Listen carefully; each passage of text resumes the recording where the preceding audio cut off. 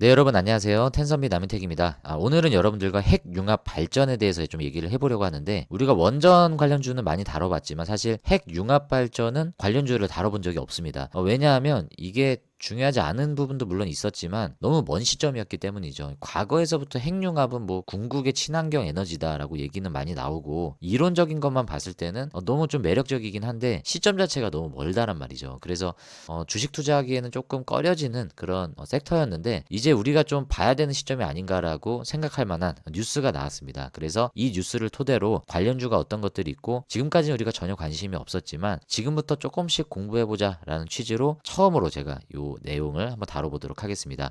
여러분들 영상 시작 전에 구독과 좋아요 한 번씩 눌러주시고요. 첫 영상인 만큼 간단하게 부담 없이 한번 다뤄보도록 하겠습니다. 네, 먼저 이 뉴스를 좀 보실 텐데요. 11월 7일 지난주 금요일 장 마감 직전에 나왔던 뉴스입니다. 제목을 보시면 이제부터 AI 전력원은 핵융합이다. 그러니까 무언가 좀 결정이 된 듯한 이런 제목인데, 용산이 결단을 내렸다라는 요 문구가 굉장히 신경이 쓰이죠. 왜 용산이라는 표현을 썼겠습니까? 이재명 대통령과 관련된 내용이 있었던 것 같습니다.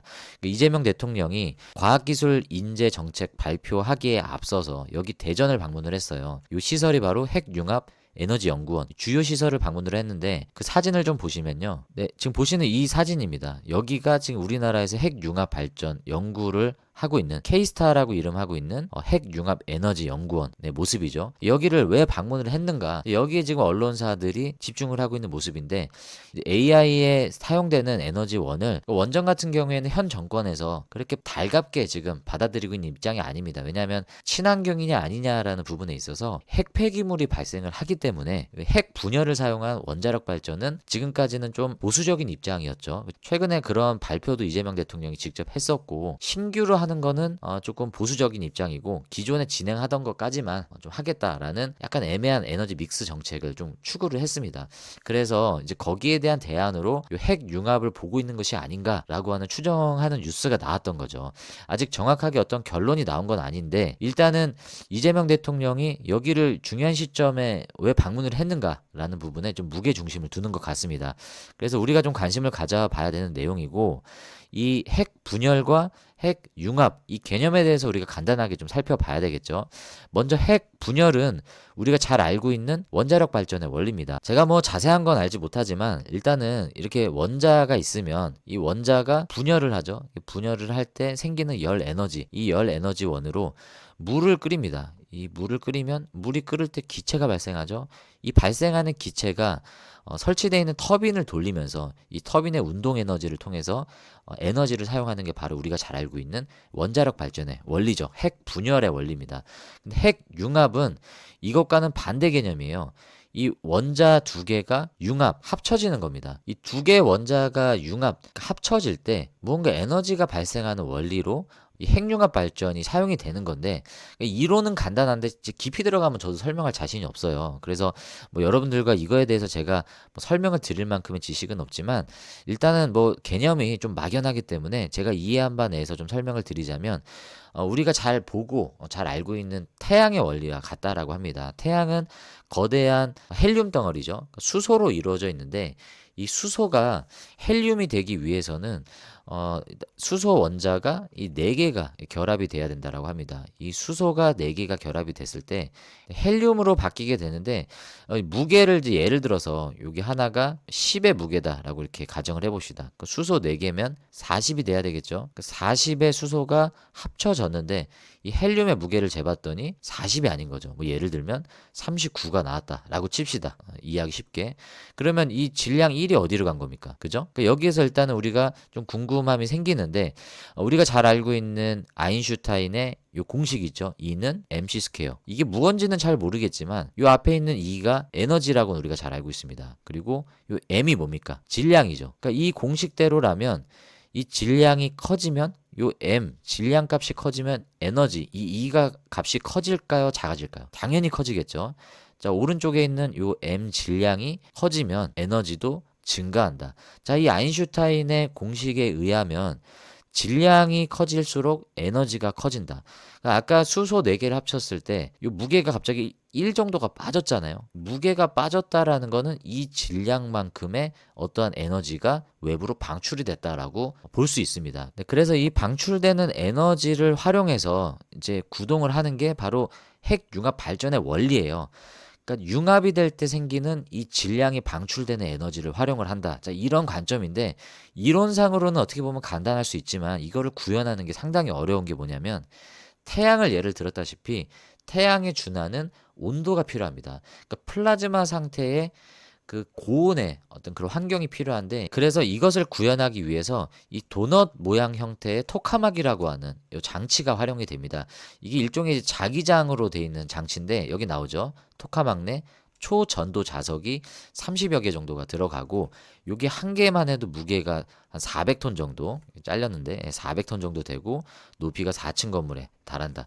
그래서 이게 굉장히 기술 구현이 어렵고 이 3억 도까지 온도를 올리기 위해서 얼마만큼의 고도의 기술이 필요하겠습니까? 그래서 지금 이거를 아직 상용화는 하지를 못했어요. 아직까지 개발하고 있는 시점이고 뭐 오픈 AI나 엔비디아 같은 그리고 구글 이런 글로벌 기업들이 이 사업에 지금도 투자를 하고 적극적으로 뛰어들고 있는 시점인데 빠른 시점이다라고 얘기를 하는 게 2030년 정도를 얘기하고 있습니다. 요거 관련 뉴스도 한번 볼 거예요. 그러니까 어떤 기업들이 이거 관련해서 지금 움직이고 있는지를 좀 볼 텐데 핵융합에 대한 간단한 원리는 여러분들이 한 요 정도로 좀 이해하셨다라고 넘어가 보도록 하겠습니다. 근데 여기에 활용된 수소가 중수소와 삼중수소가 사용이 되는데 이게 어떤 원소인지까지는 우리가 알지 못하더라도 이 중수소가 바닷물에 흔하게 존재하는 수소라고 합니다. 그래서 바닷물을 활용해서도 만들 수 있기 때문에 폐기물이 또 안 나오죠. 핵폐기물이 안 나오는 이 핵융합은 궁극의 친환경 에너지다라고 얘기를 하고 있습니다. 자, 여기까지 이해가 되시죠? 그래서 핵융합 발전 관련주들이 어떤 관련주가 있느냐? 먼저 모비스라고 하는 종목이 있습니다. 이 뉴스는 올해 8월 29일쯤에 이제 나온 뉴스인데요. 엔비디아가 핵융합 발전에 투자를 했다. 상용화가 임박했기 때문에 이 설계 기술을 보유하고 있는 모비스가 요 관련주로 급등을 했다라는 내용입니다. 엔비디아가 투자한 회사가 어디냐라고 보면 민간 핵융합 기업인 CFS, 커먼헬스 퓨전 시스템즈라고 하는 요 기업에 엔비디아가 직접 투자를 했다라고 합니다. 미래 산업이죠. 그야말로 정말 먼 미래 산업인데 상용화가 그렇게 먼 시점이 아니다라는 관점으로 봤을 때 어쩌면 대형 원전 설치했을 때 시점보다도 좀 더 빠른 시점에 에너지원으로 활용할 수 있다라고 생각할 수 있어요. 왜냐하면 대형 원전은 10년 정도가 걸리지 않습니까? 지금이 25년이니까 이제 좀 있으면 26년인데 지금 바로 짓는다라고 해도 상용화 시점은 36년이죠. 그죠? 그럼 이것보다 2030년이 상용화 시점이라고 하면 핵융합이 지금 우리가 익숙한 대형 원전보다도 더 상용화 시점은 빠르다라고 봐야 되는 거죠. 그래서 우리가 지금은 먼 시점에 이야기다라고만 볼 수는 없는 상황이에요. 그리고 원전을 탐탁치 않게 생각했지 않습니까? 이재명 대통령이. 그래서 우리나라 안에서만큼이라도 이 핵융합에 대한 무언가 관심과 투자와 정책이 지원이 있을 수도 있겠다라는 시점에 놓여져 있는 것 같습니다. 물론 앞으로 어떻게 될지 몰라요. 하지만 우리는 여러 관점에서 좀 미리 공부를 한다는 차원으로 오늘 한번 간단히 살펴보는 거니까 쭉 내용을 한번 살펴보겠습니다. 자, 이 CFS, 커먼헬스 퓨전 시스템즈 이름이 좀 생소하긴 한데 자, 여기가 지금까지 1조 1,700억 원 정도의 신규 투자를 굉장히 많이 받았어요. 그래서 우리나라도 투자를 했고 엔비디아도 투자를 했다라고 얘기합니다. 우리나라에서는 우리 벤처 파트너스가 대략 한 208억 원 정도를 투자를 했다라고 하고요. 첫 상업용 발전소는 버지니아주에 들어설 예정이다. 이 지역은 세계 최대 규모의 데이터 센터 집적지로 전력 수요 급증이 심각한 상황이다. 그래서 원전만을 가지고는 이게 충당이 안 되기 때문에 지금 이쪽으로 핵융합 발전소도 상용화를 앞두고 지금 들어와 있다라는 내용이죠. 이게 그냥 먼 시점의 얘기가 아니다라는 것들을 여기서도 우리가 알 수 있는 겁니다.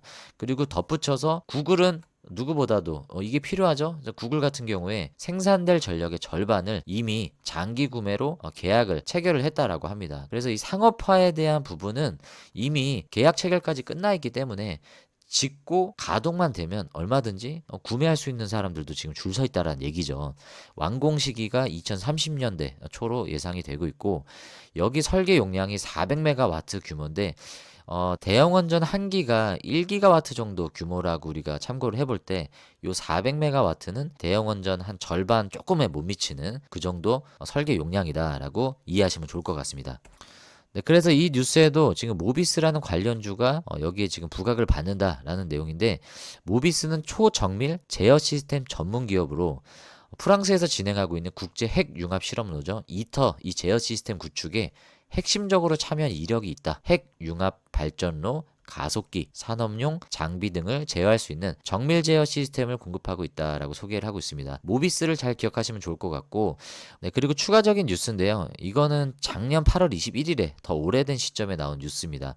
모비스가 좀 부각을 받는다라는 내용인데, 이거는 모비스가 요 플라즈마 생성에 성공했다라는 내용이 아니고요. 여기 보시면 위스콘신 HTS 축 대칭 거울 연구팀 이라는 곳이 있는 것 같아요. 자, 이 연구팀에서 고온 초전도 자석을 통해서 17테슬라의 자기장 강도로 플라즈마를 생성하고 유지하는 데 성공했다. 인공태양을 구현하기 위한 열을 가열할 수 있는 장치죠. 이게 아까 토카막이라고 설명을 드렸지 않습니까? 그래서 이거를 생성하고 유지하는 데 성공했다라는 뉴스가 나왔기 때문에 관련주가 부각을 받았다는 얘기입니다. 관련주가 누굽니까? 네, 모비스가 관련주로 부각을 받았다는 내용이에요. 이 모비스가 이 실험을 성공했다라는 게 아닙니다. 요거는 여러분들 참고하시면 되고, 자, 이런 핵융합 관련해서 유의미한 뉴스가 전 세계적으로 나올 때마다 부각이 되는 게 모비스다라는 걸 알 수 있습니다. 요 날짜가 언제입니까? 8월 21일이었고요. 아까 전에 엔비디아 관련된 뉴스가 나온 건 올해 8월 29일입니다.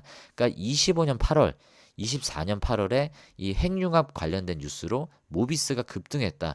차트를 한번 볼까요? 모비스 차트입니다. 지금 딱 봐도 이날이죠. 이날 보시면 장중 거의 상한가 근접까지 갔고, 보면 거래량이 엄청 터졌지 않습니까? 그래서 모비스가 확실하게 핵융합 관련주로는 가장 강하게 움직이는 종목이다라고 우리가 알 수 있고, 네, 그리고 또 다른 관련주로 이제 묶이는 비츠로테크 뉴스를 좀 보도록 하겠습니다. 얘도 마찬가지로 똑같은 그 뉴스로 나왔어요. 엔비디아 관련된 뉴스. 아까 본 그 뉴스입니다.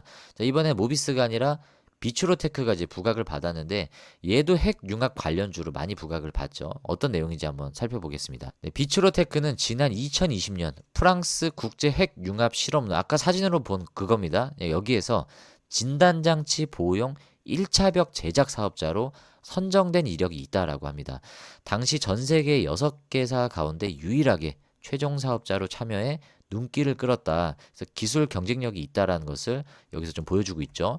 국내에서도 비츠로테크는 K스타 프로젝트에 참여해 토카막 내부 장치를 보호하는 PFC 제작을 담당한 것으로 알려져 있다. 이런 경력이 최근 글로벌 투자 확대 흐름과 맞물려 시장에서 다시 언급되는 것으로 보인다. 자, 이렇게 설명을 하고 있고요. 비츠로테크 같은 경우에 우리가 그때 원전 관련주로도 한번 우리가 알아봤었죠. 그래, 원전 해체 뭐 이쪽으로도 우리가 알아봤었던 것 같은데, 지금 보시면 비츠로테크 그 관련주로 비츠로 일렉트릭, 그리고 비츠로 셀, 그리고 비츠로 넥스텍이 있는데요. 그때도 알아봤지만 비츠로 넥스텍은 지금 코스닥 상장 준비 중입니다.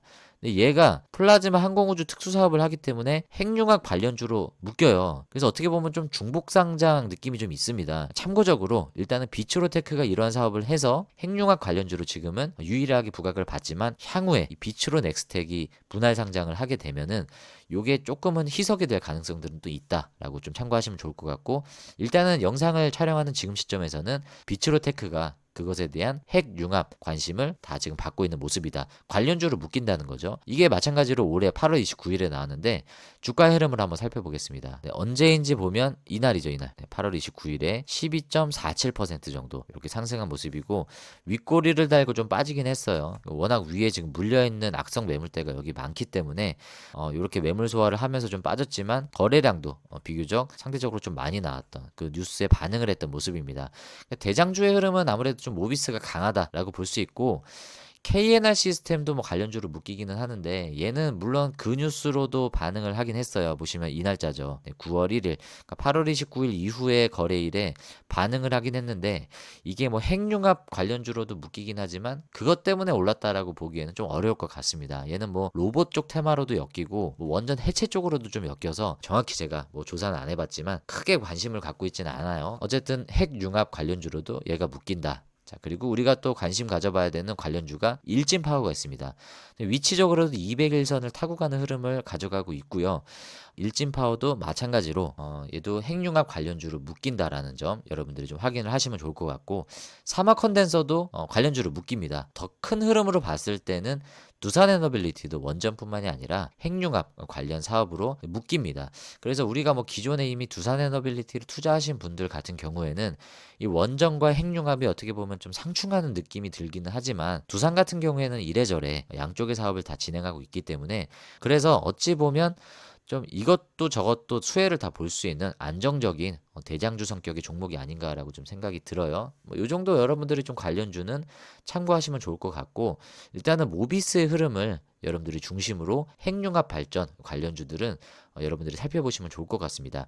일단은 오늘 시간이 좀 늦기도 했고 처음 다뤄보는 내용이어서 저도 좀 추가적인 공부가 필요할 것 같습니다. 이 정도까지만 좀 살펴보도록 하고, 이후에 이제 월요일 시장부터 이 핵융합 관련된 뉴스가 어떤 뉴스들이 나오는지 좀 살펴보고, 아까 뭐 어떤 발표가 있기 전에 여기 핵융합 발전 시설을 방문을 했다라고 이재명 대통령 뉴스가 나왔습니다. 네, 그래서 이쪽 관련 섹터 내에서 움직임이 어떻게 흘러가는지 여러분들이 잘 관찰해 보시면서 투자에 참고하시면 좋을 것 같습니다.